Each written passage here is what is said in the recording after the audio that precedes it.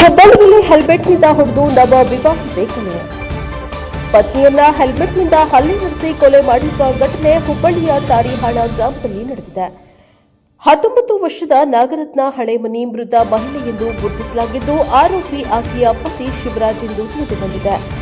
ನಾಗರತ್ನ ಮೂಲತಃ ನವಲಗುಂದ ತಾಲೂಕಿನ ಇಬ್ರಾಹಿಂಪುರ ಗ್ರಾಮದವರಾಗಿದ್ದು, ಕಳೆದ ಫೆಬ್ರವರಿಯಲ್ಲಿ ಶಿವರಾಜ್ ಅವರೊಂದಿಗೆ ವಿವಾಹವಾಗಿತ್ತು. ದಾಂಪತ್ಯ ಜೀವನ ಆರಂಭವಾಗಿ ಕೆಲವೇ ತಿಂಗಳುಗಳಾಗಿದ್ದರೂ ಗಂಡ ಹೆಂಡತಿ ನಡುವೆ ಉಂಟಾದ ಜಗಳ ತೀವ್ರ ಸ್ವರೂಪ ಪಡೆದುಕೊಂಡಿದೆ. ಜಗಳದ ವೇಳೆ ಪತಿ ಶಿವರಾಜ್ ಹೆಲ್ಮೆಟ್ನಿಂದ ಹಲ್ಲೆ ನಡೆಸಿದ್ದು, ಗಂಭೀರವಾಗಿ ಗಾಯಗೊಂಡ ನಾಗರತ್ನ ಸ್ಥಳದಲ್ಲೇ ಮೃತಪಟ್ಟಿದ್ದಾರೆ ಎನ್ನಲಾಗಿದೆ. ಘಟನೆಯ ಮಾಹಿತಿ ತಿಳಿಯುತ್ತಿದ್ದಂತೆಯೇ ಹುಬ್ಬಳ್ಳಿ ಗ್ರಾಮೀಣ ಠಾಣೆ ಪೊಲೀಸರು ಸ್ಥಳಕ್ಕೆ ಭೇಟಿ ನೀಡಿ ಪರಿಶೀಲನೆ ನಡೆಸಿದ್ದಾರೆ.